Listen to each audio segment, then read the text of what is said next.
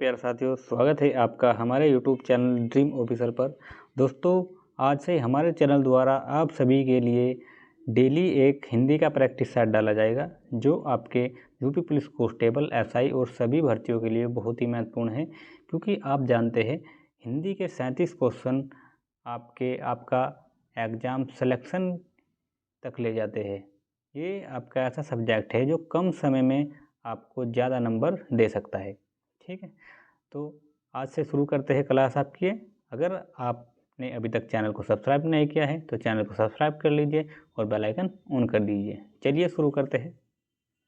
पहला क्वेश्चन देखते हैं आपका।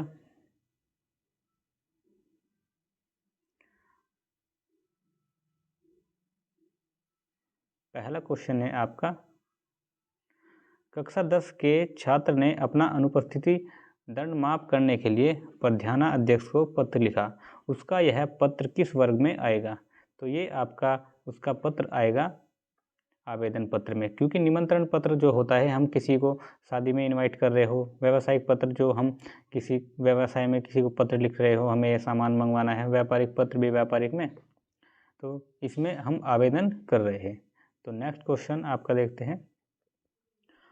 आचार्य रामचंद्र शुक्ल द्वारा रचित हिंदी साहित्य का इतिहास प्रकाशन वर्ष है। आचार्य रामचंद्र शुक्ल द्वारा हिंदी साहित्य का इतिहास किस वर्ष प्रकाशित किया गया है? तो ये आपका किया गया 1929 में। ये इसका आपका आंसर हो जाएगा।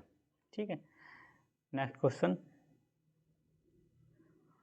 साधु आ रहे हैं, साधु आ रहे हैं वाक्य में साधु का वचन निर्धारित कीजिए। तो साधु बहुवचन है या एक वचन है, ये निर्धारित करना है।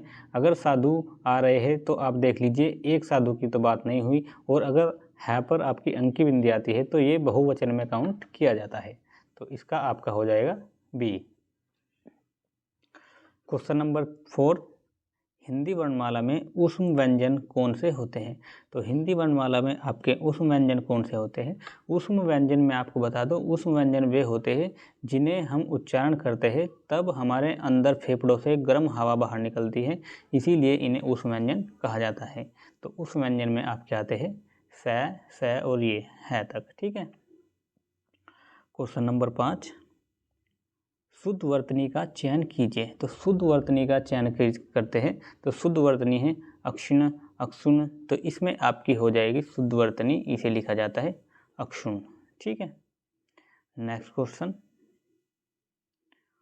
क्वेश्चन नंबर 6, वर्तनी की दृष्टि से शुद्ध शब्द का चयन कीजिए। तो शुद्ध शब्द का चयन करना है हमें। टिप्पणी नहीं होता, टिप्पणी नहीं होता, टिप्पणी नहीं, आपने पढ़ा होगा, ये होता है आपका टिप्पणी। तो इसका आपका हो जाएगा क्वेश्चन नंबर 6 का डी। नेक्स्ट क्वेश्चन, क्वेश्चन 7वां, यथोचित, यथोचित का सही संधि विच्छेद क्या है?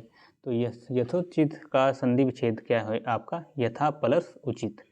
तो ये इसका आपका संधि विच्छेद हो जाएगा। आ प्लस ओ हो जाता है, तो इसीलिए ये आपका आ प्लस उ, तो ये हो जाएगा ओ, तो इसीलिए इसका हो जाएगा यथोचित। Next question, question number 8, Rigveda का संधि विच्छेद कीजिए। ऋग्वेद का संधि विच्छेद क्या है? तो ऋग्वेद का आपका संधि विच्छेद इसमें है आपका ए, ऋग प्लस वेद, ऋग प्लस वेद, ये आपका संधि विच्छेद हो जाएगा। ये आपका तीसरे में जाके बन जाए क्या का गया हो जाएगा। 9 नंबर क्वेश्चन, नेत्रहीन किस समास का उदाहरण है? तो नेत्रहीन आपका किस समास का उदाहरण है?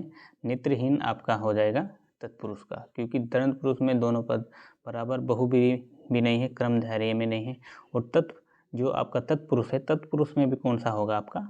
अपदान, ये होगा अपदान, अपदान तत्पुरुष। ठीक है, क्वेश्चन नंबर 10, निम्नलिखित में से बहुब्रीहि समास किसमें है? तो बहुब्रीहि समास किसमें है आपका? माता पिता, इसमें तो दोनों पद आपके बराबर है, इसमें नहीं होगा।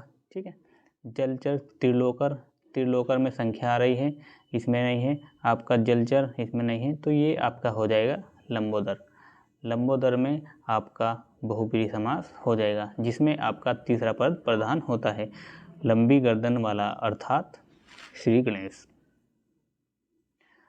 क्वेश्चन नंबर 11, आगमन में उपसर्ग है, तो आगमन में आपका कौन सा उपसर्ग है?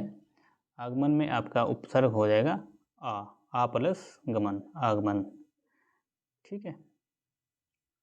क्वेश्चन नंबर 12, सरकार शब्द में कौन सा उपसर्ग है? तो सरकार में आपका उपसर्ग है आपका, सरकार में आपका हो जाएगा सर, सर प्लस कार, तो हो जाएगा सरकार, सरकार में आपका हो जाएगा। क्वेश्चन नंबर 13, क्वेश्चन नंबर 13 में देखिए कड़वाहट, तो कड़वाहट में कौन सा हो जाएगा? कड़ प्लस आहट, कड़व प्लस आहट, तो आपका हो जाएगा कड़वाहट, तो ये हो जाएगा 13वें का सी ऑप्शन। 14 नंबर, कौन सा शब्द कौन सा शब्द तत्सम नहीं है? तो कौन सा शब्द आपका तत्सम नहीं है इसमें बताना है। जो धृत, ये भी तत्सम आपका हो जाएगा। अतिन, ये भी, दूध भी। जो आपका आंसू है ये आपका तद्भव है, क्योंकि इसको अक्षु लिखा जाता है, ये होता है अक्षु, तो और इसमें आंसू दिया गया है, तो इसीलिए इसके में आपका डी ऑप्शन हो जाएगा, आंसू। नेक्स्ट क्वेश्चन 15 क्वेश्चन नंबर, निम्नलिखित शब्दों में से तद्भव शब्द चिन्हित करें। तो तद्भव शब्द आपको इसमें चिन्हित करना है। तद्भव कौन सा है आपका? गोसाई, जायड, जाडय, संतापन, विक्षोभ, तो ये इसमें आपका हो जाएगा 15वें में गोसाई, गोसाई इसमें आपका तद्भव शब्द हो जाएगा। क्वेश्चन नंबर 16, ढीठ शब्द का तत्सम क्या है? तो ढीठ शब्द का आपका तत्सम इसमें हो जाएगा, दृष्ट नहीं होगा, पुष्ट नहीं है, दृश्य आपका देखने का होगा, इसमें आज आपका हो जाएगा धृष्ट, धृष्ट आपका इसमें डी ऑप्शन सही उत्तर हो जाएगा। क्वेश्चन नंबर 17, निम्नलिखित में तद्भव शब्द नहीं है। तो निम्नलिखित में तद्भव शब्द नहीं है, तो कौन सा इनमें तद्भव शब्द नहीं है? आप देख लीजिए, राजा दिया है, खेत दिया है, किसान और दाहिना, तो इसमें आपका जो राजा है ये आपका तद्भव शब्द नहीं है, क्योंकि खेत को हम क्षेत्र लिख देते हैं, क्षेत्र हो जाएगा। दाहिना दक्षिण, किसान को सॉरी याद नहीं रहा है, किसान को कुछ और लिख देते, मगर राजा आपका तद्भव शब्द नहीं है। ये आपका क्वेश्चन शायद रिपीट हो गया है। चलिए 18 नंबर क्वेश्चन, कवि शब्द में कौन सी संज्ञा है? तो कवि शब्द में कौन सी संज्ञा है? तो कवियों का समूह, तो क्या होगा? ये जाति को प्रमोट कर रहा है किसी भी, तो कवियों की जाति हो, कवि में सभी तरह के कवि आ जाएंगे। हरियाली, हरियाली है जातिवाचक संज्ञा, समूहवाचक संज्ञा, भाववाचक संज्ञा, तो ये एक भाव पैदा कर रही है कि यहाँ पर हरियाली बहुत है, तो एक भाव है हमारा, तो इसमें आपका हो जाएगा भाववाचक संज्ञा। क्वेश्चन नंबर 20 में देखिए, रेखांकित सर्वनाम का प्रकार चिन्हित कीजिए। तो इसमें जो सर्वनाम है इसका प्रकार चिन्हित करना है कि कौन से प्रकार का सर्वनाम है। क्या है आपका? कोई तो होगा जो तुम्हारी सहायता कर सके, तो कोई तो होगा जो तुम्हारी सहायता कर सके, तो इसमें कोई के बारे में पूछा है, तो ये एक पर्सनवाचक हो गया, इसमें आपको एक पर्सनवाचक दे दिया गया है, इसीलिए ये आपका हो जाएगा अनिश्चयवाचक, क्योंकि कोई एक पर्सन पूछा मगर कोई इसमें कोई क्लियर हमें नहीं दिया गया कि हाँ किसी के बारे में बात कर रहे, कोई तो होगा, तो इसीलिए आपका हो जाएगा अनिश्चयवाचक, अनिश्चयवाचक हो जाएगा। नेक्स्ट क्वेश्चन 21वां, निम्नलिखित शब्दों में से विशेषण हैं। तो विशेषण कौन सा होता है? विशेषण आपका होता है जो किसी भी शब्द की विशेषता बताता है, तो ये आपका हो जाएगा 5वां। ठीक है, जो परपंच ये नहीं होगा, सरपंच मुखिया हो जाएगा, पहुँच मतलब कि पहुँच गया। जो 5वां होगा ये किसी संख्या का या किसी भी व्यक्ति का विशेषता बता रहा है कि वो 5वें नंबर पे है या 6ठे नंबर पर है, ये आपका 21 होगा। क्वेश्चन नंबर 22 में आपको क्या दिया गया है? 22 में आपको दिया गया है मीरा जोर से हंसी। यह वाक्य किस क्रिया का अमुचित उदाहरण है? तो मीरा जोर से हंसी, तो ये किसका उदाहरण है? ये आपका है अकर्मक, क्योंकि इसमें अगर कोई आ जाता कि किसी ने कोई कार्य किया या किसी ने किसी को सलाह दी तो प्रेरणादायक हो जाता, दीर्घकर्मक हो जाता, सकर्मक हो जाता, मगर इसमें मीरा जोर से हंसी का इसमें कोई कारण नहीं है, इसीलिए अकर्मक हो गई है। क्वेश्चन नंबर 23 आपका दिया है वह लाचार है क्योंकि वह अंधा है। इस वाक्य में कौन सा अव्यय है? तो इसमें आपका कौन सा अव्यय है? इसमें आपका अव्यय देखिए परिणामवाचक, संबंधवाचक, संकेतवाचक। तो इसमें आपका हो जाएगा कारणवाचक। क्यों हो जाएगा?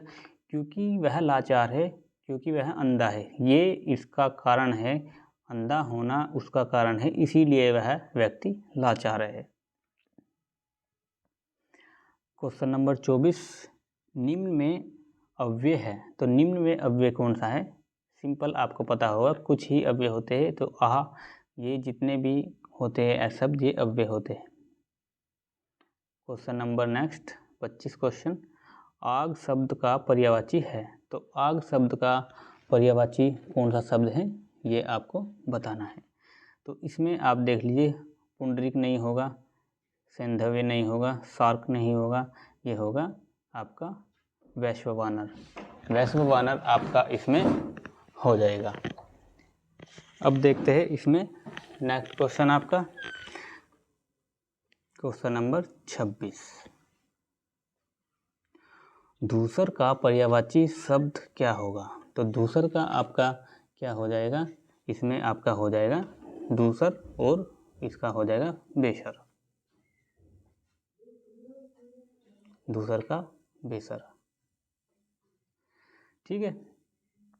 क्वेश्चन नंबर 27, असीम का विलोम शब्द है, तो असीम का विलोम शब्द हो जाएगा आपका सुसीम, ये आपका हो जाएगा सुसीम।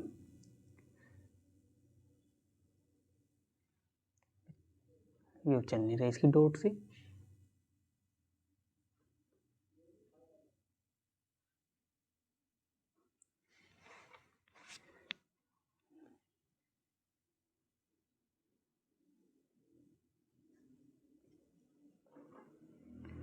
ये आपका हो जाएगा सुसीम। ठीक है, 27वें क्वेश्चन का।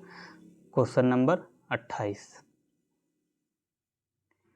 भोगी का विलोम है, भोगी शब्द का आपका विलोम शब्द हो जाएगा योगी, योगी आपका विलोम शब्द हो जाएगा। सॉरी, इसकी ये डॉट सी नहीं चल रही है। नेक्स्ट क्वेश्चन देखते हैं आपका 29वां क्वेश्चन, पक्षी पेड़ों पर अपना क्या बनाते हैं? घोंसला। पक्षी पेड़ों पर अपना घोंसला बनाते हैं, और घोंसला किसे कहा जाता है? ये आपका नीड आपका हो जाता है, नीड घोंसले को कहा जाता है। सी ऑप्शन इसका सही आंसर हो जाएगा। Next question, question number 30, question number 30 है आपका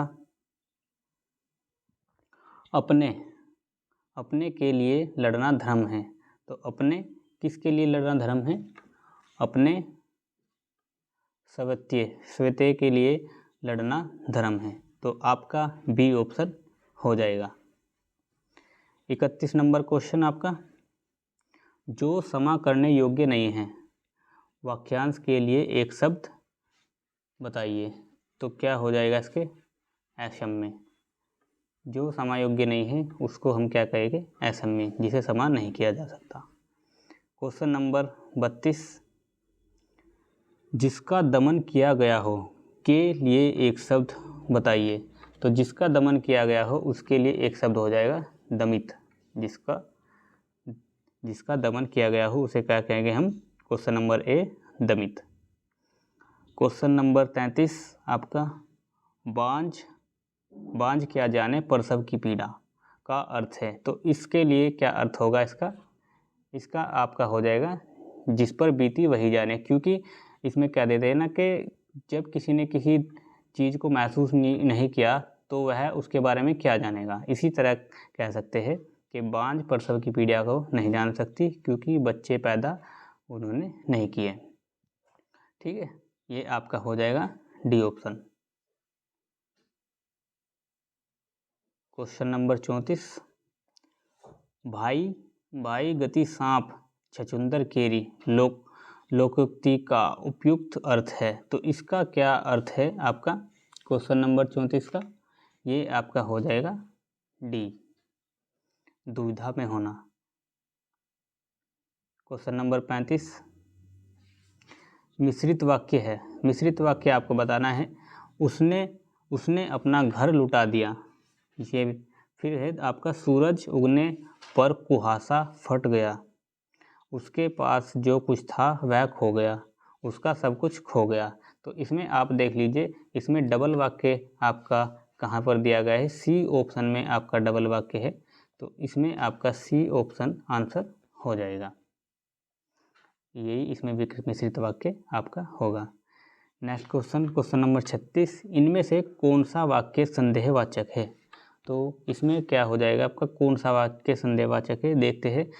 दयाशंकर शिवपुर में रहता है, राजेंद्र आलमपुर में रहता है, शायद सुरेश इंगतपुरी में रहता है, क्या शंकर रामनगर में रहता है? तो इसमें किसमें हमें संदेह हो रहा है? तो ये आपका हो जाएगा सी नंबर, शायद सुरेंद्र इंगतपुरी में रहता है, क्योंकि इसमें हमें एक क्वेश्चन मार्क दे दिया गया है, संदेह है कि शायद, हमें पक्का नहीं पता है, इसीलिए इसमें संदेहवाचक हो जाएगा।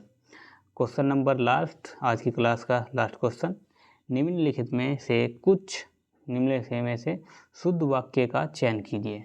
तो शुद्ध वाक्य का चयन कीजिए, इसमें देखते हैं, कृपया करके खुले पैसे दें।